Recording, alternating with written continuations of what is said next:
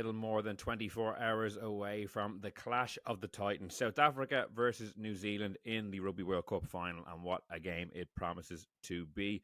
Will Slattery here with you on the latest episode of the Left Wing Podcast, and I'm delighted to be joined for one last World Cup final preview by Rugby O'Connor over in Paris. Rud, how are things? Good, thanks, Will. How are you? Doing very well now. It's funny, like I feel like I've gotten over Ireland's exit now. No, you haven't. Don't lie to me. Well, you wouldn't have known it by our back and forth on Tuesday, but now You'll that never we've get got, over it, Will. yeah, Until they get through the quarterfinal, we'll be looking over this forever. yeah, maybe so. But now that we've gotten to the final game, and it's South Africa versus New Zealand, I'm just so kind of pumped for this match. I feel like it's so nicely poised. It's funny, a friend of mine texted me yesterday and said, "Oh, it really doesn't feel like it's a World Cup final this week," and I just completely disagree. I think it's been a great build-up, and I think it's so chock full of subplots and just excitement, and so hard to call. Like, are you getting that sense as well? Like, I'm going to press conferences and stuff. You get a bit of it. I have to say, in France, it doesn't feel like there's anything happening this week. I don't mean to sound negative or anything, but just being on the ground here. I mean, maybe it's the area I'm staying in. I'm not in and around the touristy parts. But even the fact that the Springboks, like I was at their press conference yesterday, they're staying in the absolute middle of nowhere. World Rugby's choice of hotels for the participating teams has been a bit crazy. They're not in Paris, they're all dotted out way on the outskirts, and even just like you think about how they promote big fights or stuff, they didn't. Could they have brought them all to the stadium and done something there, or some sort of hype? Like there was very few people at the press conferences earlier in the week. There's very few French media now engaged, so I'm really excited about this match because I think it's like I'm someone who, whenever New Zealand and South Africa meet in the Rugby Championship, I'll always watch it. It's appointment viewing from my perspective. It is the great rivalry of rugby, and they nearly always produce great games. There's been a few blowouts, and I'm looking forward to it. But the moment France went out of this tournament, the locals checked out, and they kind of turned up last weekend for a bit of a protest, and there will be French people at the game at the weekend, but yeah, it's just on the ground here in France, you don't get really any major sense that there's a world final happening here on Saturday night. Maybe it was a little bit like that in Twickenham 4 years ago, but in terms of the game itself, and as soon as South Africa named their team yesterday, that was a bit of a you kind of took a step back and went, Jesus, they're going for this. They're doing it. They're going to do it their way. And the All Blacks have kind of kept it fairly quiet this week. I think that their build-up has been much more sedate, much more under the radar, as they've been really much for this whole World Cup. When have an All Blacks team ever been under the radar? So like, you're right. There's loads to talk about and pick through. But just in terms of actually the excitement around, I'm sure when we get to the Stade de France tomorrow night, there will be a major buzz. But right now in Paris, it's just a normal Friday. Yeah, well, we discussed it last week. Like, I didn't, when I was over for the quarterfinal weekend, like, by far the least supported team that I saw just around the place was the All Blacks. And there was a lot of South Africans, so maybe as the week goes on, well, say it's Friday, so you'd expect them to be there by now. But yeah, maybe it'll be mostly South Africans and some French people. I know a few Irish who bought tickets in advance of the quarterfinal. Apparently the majority of tickets for the final were bought in Ireland. Like World Rugby have the geo-locator, so I'm sure a lot of them have gone on the resale market in the last couple of days. I know I have friends who've picked up tickets this week, so even that. I mean, the press box wasn't full for the semi-finals. Just the whole, because of how far away the two participating teams are. It's a different buzz. I'm sure if we were in Cape Town right now, the atmosphere would be electric. Everyone's talking about it. It's just an Irish perspective of someone being in Paris. But apparently, there's a lot more Kiwis traveling over. Long way to come for a weekend for a game, but I guess seeing your team in a World Cup final, having missed out on the last one, is still worth it. So on the day, and I'm sure the French people who are there, and even the Irish people, and whoever's bought tickets will embrace that occasion on the match itself. And look, we have two great teams who have a nice contrast in styles, who know each other intimately, and who will produce on the day. Yeah, so maybe you can explain something to me. These two teams played each other the final warm-up games, which was 2 weeks before the opening game of the World Cup. South Africa handed the All Blacks their record ever defeat, 35-7. From that All Blacks team, there's only one change to the starting team for this game. Shannon Frizzell is in. Contrast that with South Africa, there's 5 changes to the starting team. They brought in Colby, Creel, Dialende, Andre Pollard, and Mbanambi for marks, which is kind of a straight swap because they're both really good players. And yet the All Blacks are going in as 2-point favourites into this game. We all picked the All Blacks on Tuesday as well. kind of explain that to me. Why has there been such a shift between a destruction 2 weeks before the tournament to now going into this final? Did I pick the All Blacks? I think I've shifted towards South Africa as the week's Oh, gone I on. actually. I changed it every day. Well, look, I mean, go back a couple of months, right? The day after Ireland played an under-20s final in Cape Town, I went down to a bar and watched the morning afterwards. I watched the All Blacks destroy South Africa in Mount Smart in Auckland. Maybe not destroy, it was an interesting game. They got a really fast start, like they did against Ireland. And then South Africa kind of dominated the middle third of the game. Across 40 minutes actually, but couldn't reel them in, and then New Zealand pulled away. And that game plan, I think, was probably the template they used to beat Ireland in the quarter final, and will probably be the template they'll use on Saturday. The mitigation for their defeat against South Africa in the Qatar Cup or whatever it was, that heavily branded occasion at Got a Twickenham. nice trophy. It was, yeah. I watched that one. It's just this summer, like it's been a magical month. I watched that one in Biarritz the night before Ireland played Samoa in Bayonne, and the All Blacks, and it probably wasn't played up majorly at the time. Like 5 of them hadn't played for a long time. They were undercooked, and they were jet lagged as well. They'd only got to London on the Tuesday of the game, and while they tried not to give it as an excuse for an underperformance, I think privately they kind of took it and went, right, that was a slap in the face, but we have reasons why that happened, and And I think they felt like, Barrett got sent off in the last minute of the first half as well, so it was 4 yeah, and at the half game was time. kind of gone at that stage. But it That was, was the yeah, night. they were And that was getting the night we dominated. saw this. That was the night we saw the 7-1 for the first time, and they brought them all on at once, and it was kind of a statement to the world. I don't think anyone expected to see it in the final, you know. But even when they came on, the game was gone. But there's templates there for both of them. So for New Zealand, the template is Mount Smart. It's win the kick battle, get on top of the South Africans, play through them, and then get Will Jordan and the boys on the in the wide channels on the ball and get your tries. For South Africa, it's win early penalties, get New Zealand into a corner, and beat the living daylights out of them. Just pound them. Like, South Africa didn't score for about 20 minutes in that game in Twickenham, but by the time they did, they'd already wrecked the All Blacks physically. Now, the question is, do they have the physical capabilities after the schedule they've had to do that this time? Because New Zealand will undoubtedly be the fresher team, having, their hardest pool game was at the start.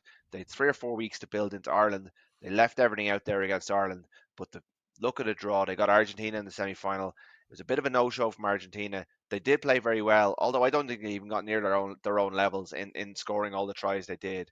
And they've had an extra day to recover, where South Africa had to go to the well to beat France by a point, to beat England by a point, have a day shorter turnaround, and they had a tougher pool. So there is there is a doubt over them in that regard. They are supremely fit. They are supremely confident. They've both got World Cup winners in their 23s, so there's no lack of experience.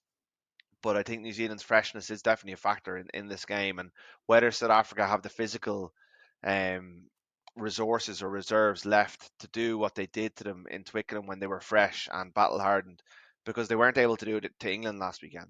Yeah, we touched on Tuesday, on Tuesday. I really do think the weather made South Africa maybe look a little leggier than they potentially are. Like, I don't know what the forecast is for Saturday, but like, I really don't. I think if that was a dry evening, I don't think the game plays out like that. But that's one Yeah, point. potentially, and like it is set to. It's been mixed all week, and it keeps kind of changing every time I look at the app, or depending on which app. But the most consistent has been that there will be rain at some stage. Now, if you look at another app, it'll tell you it'll be sunny, and I think the rain, actually, like in this regard, might suit South Africa. I don't know. Do they want a slower game? Do they want more scrums? Do they want more mistakes? I think they probably do. I think New Zealand want to play fast, want to play true. So, it will be a factor. I mean, this tournament has been lasted so long that we came over. It was 38 degrees, and we're leaving in autumn. Like, the leaves are falling from the trees, and it's not cold yet, but it has rained pretty much every day here in Paris this week. Although it's nice today, so like that has been a factor. The first games were really humid, Ireland, sticky, Romania was slippy like balls. ridiculous.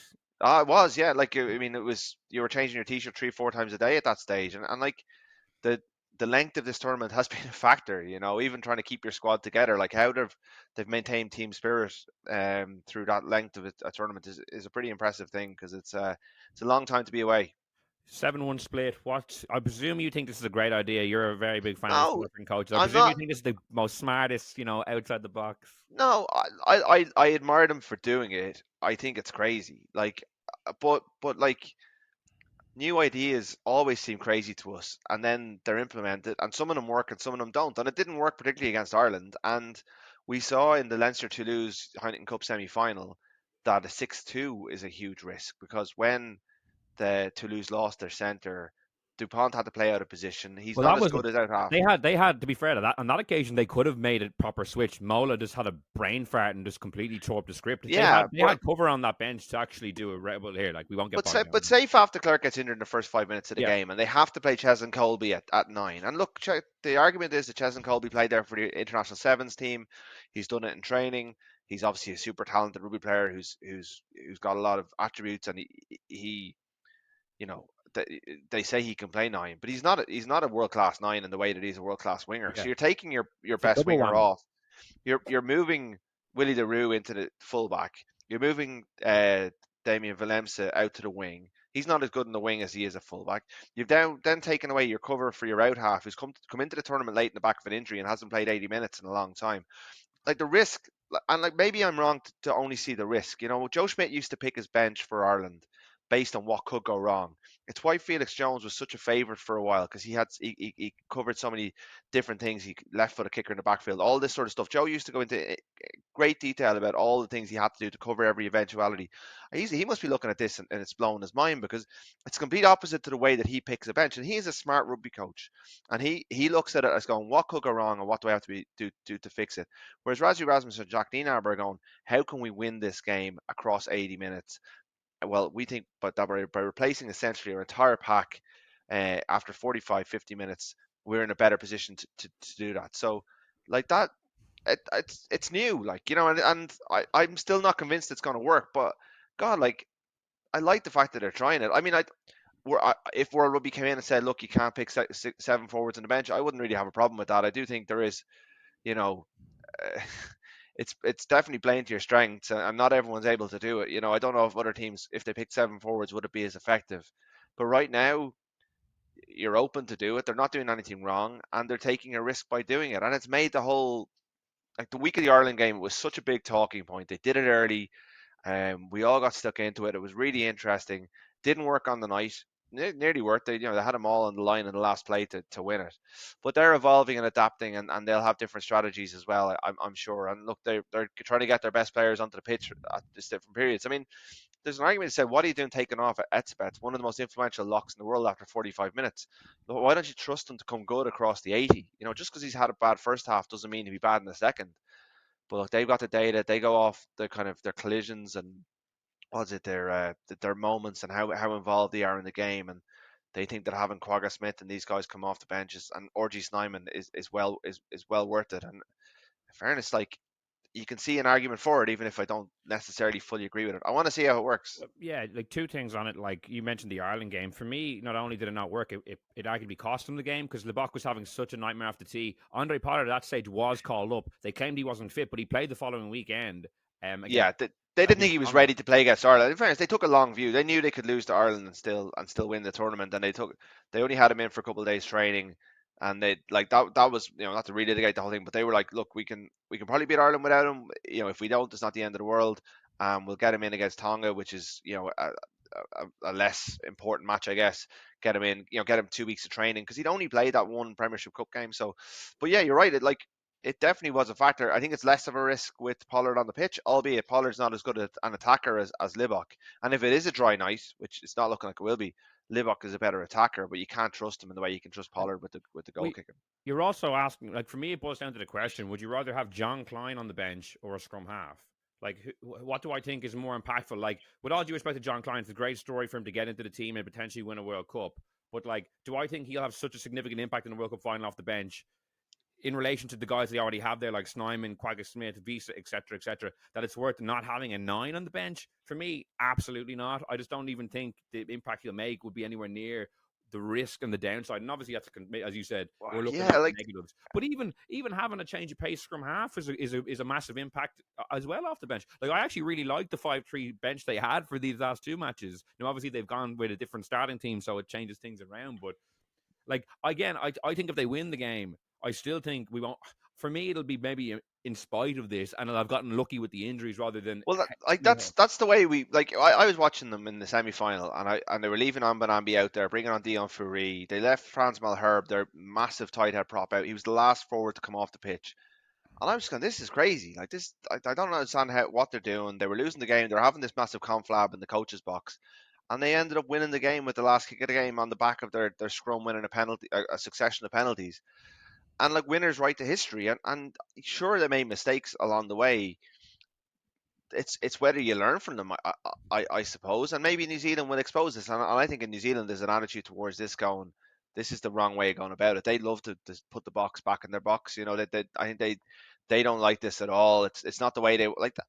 Do we want this to be the way every team in the URC Premiership is going next season? Do we, like, you know, or do we want 7 months in the European Cup? Like, is this the game that we want to see playing? Their forwards are like linebackers; they play 40 minutes and then they're replaced by an equally sized guy. You know, fatigue is supposed to be a factor in the game. So, if New Zealand win, maybe the 7-1 gets thrown in the bin. If it's successful, we're going to see every coach have a go at it. You know, Leinster named 6-2 last weekend, didn't they? So, you know, trends are in the game.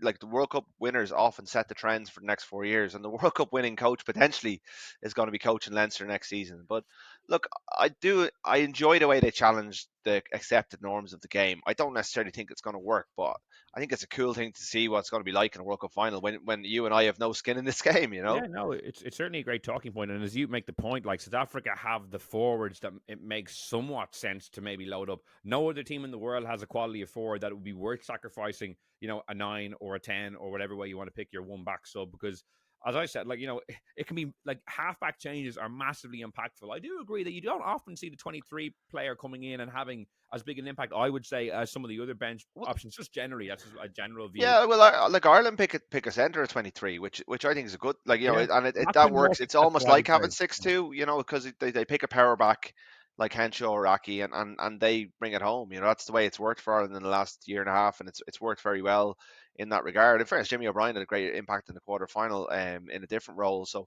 but look, you know, I agree with you to a large degree, and I think France could probably do it. I think France probably have the forwards, the cattle to do it. I mean, Ireland does have a very good array of second rows and back rows. You could potentially see teams try it, but I don't see them doing it. But maybe you just have to watch these things, see how they play out, and maybe try them in a game and see how it works for you and get a feel for it. And if you're not comfortable, do your own thing. But the South Africans are very true to their own identity. They all buy in. You just have to listen to them. They're a very impressive group when they sit in a press conference. There are a lot of good talkers in there, and their buy-in is utterly complete. These coaches have the implicit trust of the players. It's very impressive.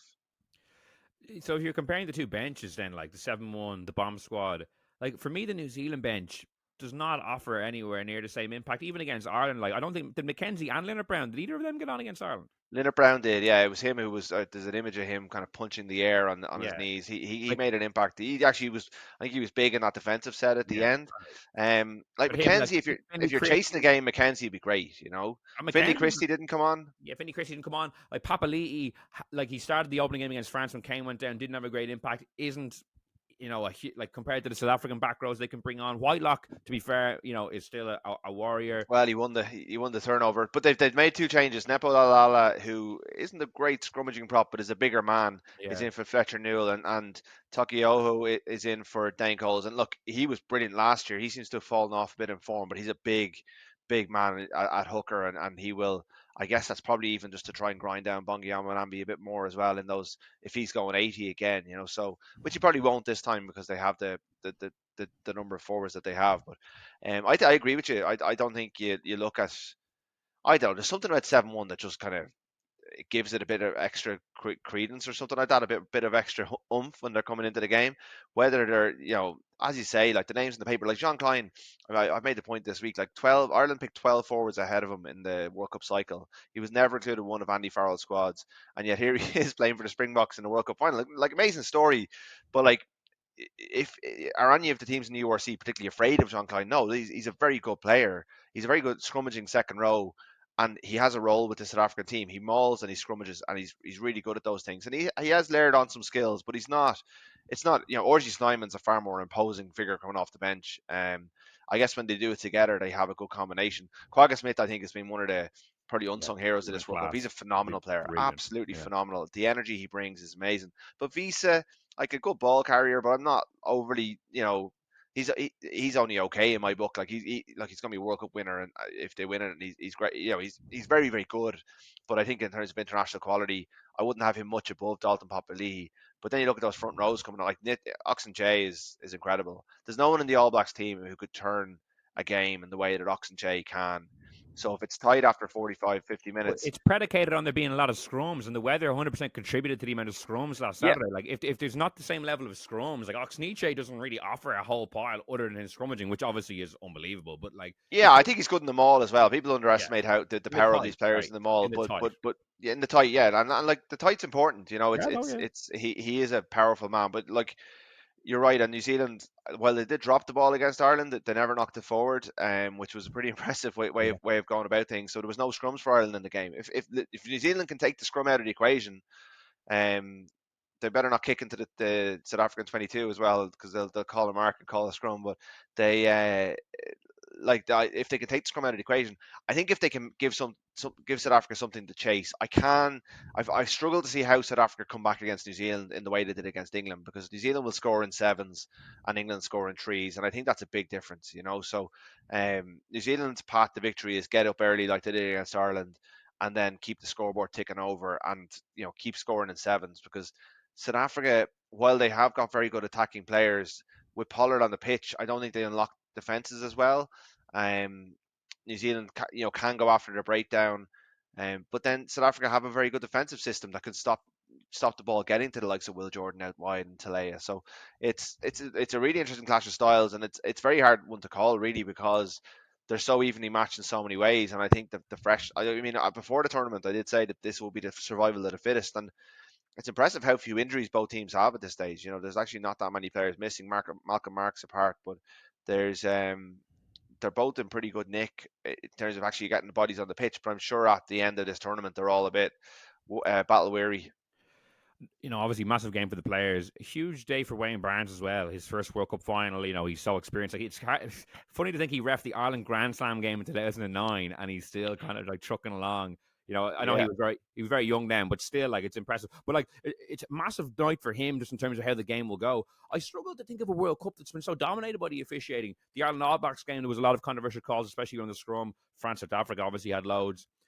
England, South Africa, similar was Ben O'Keefe again. And then even Angus Gardner, even though New Zealand walked through Argentina, like just following it on social media that night, journalists saw a lot of journalists giving out about Angus Gardner being very, very harsh on Argentina. So both teams will be kind of vying to get in Barnes' ear and influence him pre-match, influence him during the match. Like it could really decide, the winner ultimately.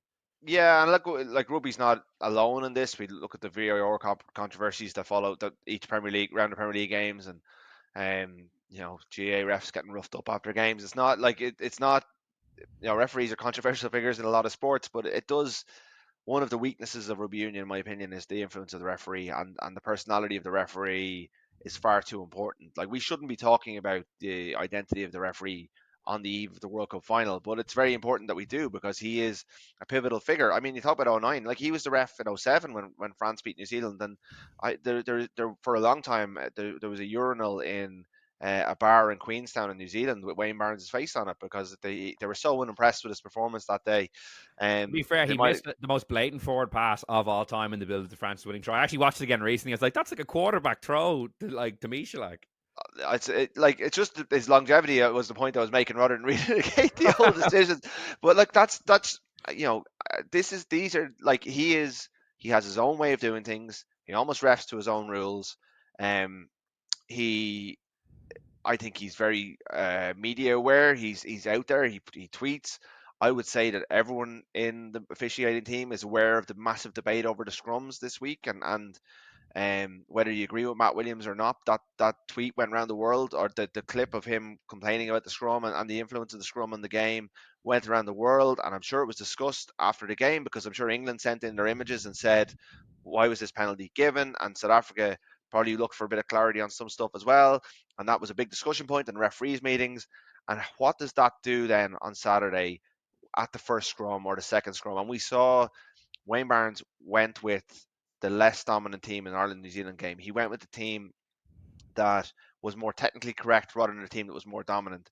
And if you had Matthew Reynal, for example, in that game, I think Ireland got 3 or 4 penalties they didn't get that New Zealand got, and that's the game. That's the World Cup quarter final, and then we could talk about the two teams' performances along the way, and definitely I'm not saying blaming the referee on them, but those interpretations went the way of the victors, and that was a big factor. And South Africa, by that phrase painting the picture, which I don't particularly like, but they told they presented themselves as the dominant force against England last weekend.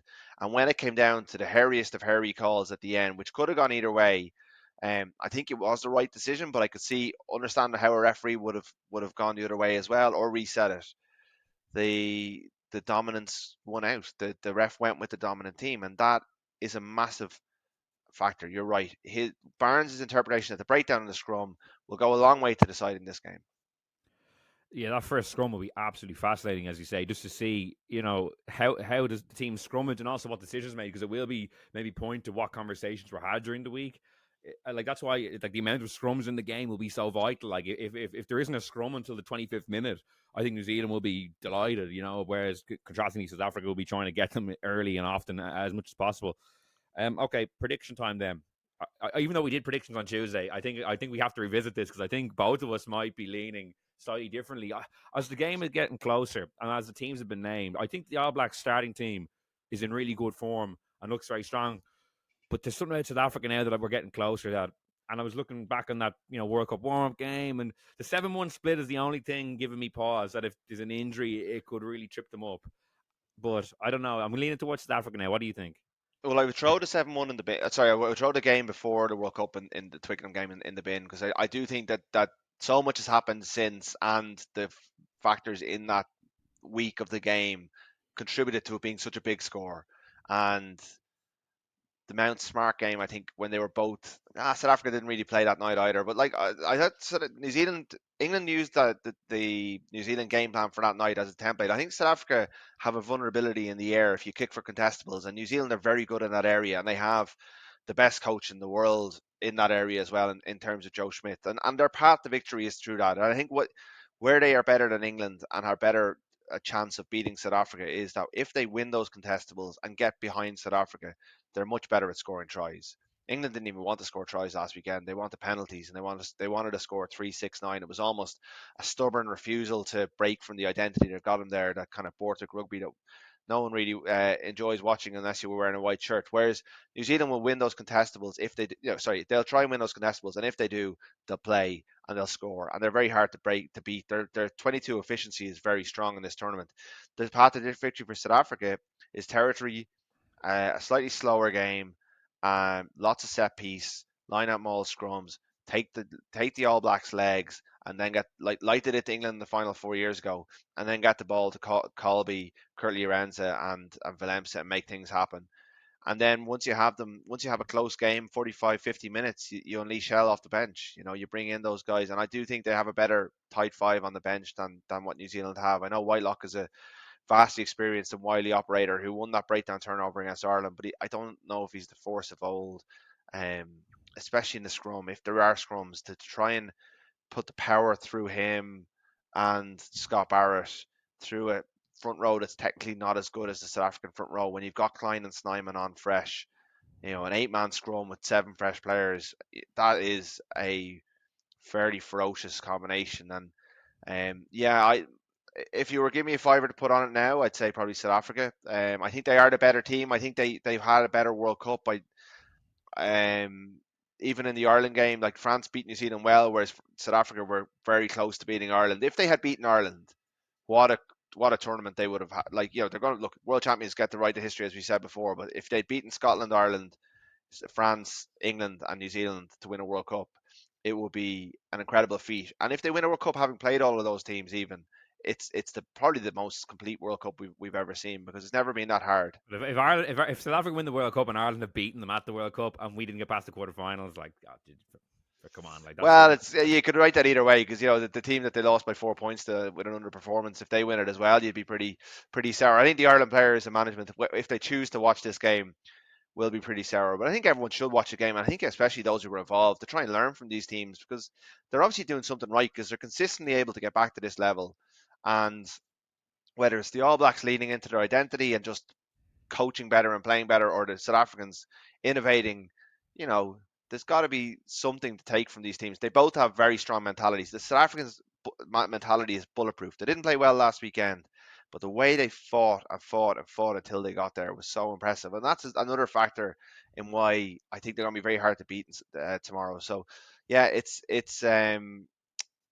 I'm leaning very slightly towards South Africa, but you're talking the smallest of margins. I think the top four teams, to go back to it, there's nothing between them. And if you put them all out there this weekend in the same set of fixtures, or if you jumble them up, I don't think you'd be able to call a winner in any of them.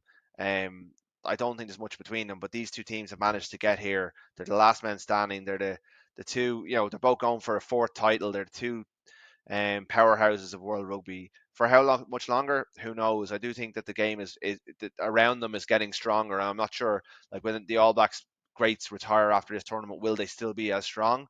But for right now in 2023, they've earned it, and I hope they give us a great final. And I just think South Africa have a slight edge. But having predicted New Zealand on Tuesday, you can hear how uncertain we all are. So certainly, I wouldn't be advising anyone to rush to the bookies on our behalf. Yeah, it looks like a real toss of a coin stuff, and it's set to be an absolutely great game. I'd like to thank Rory for joining me on today's preview podcast. We'll be back after the game with plenty of reaction. In the meantime, you can subscribe to us on Spotify, Apple Podcasts, or listen on independent.ie. So enjoy the World Cup final, and goodbye.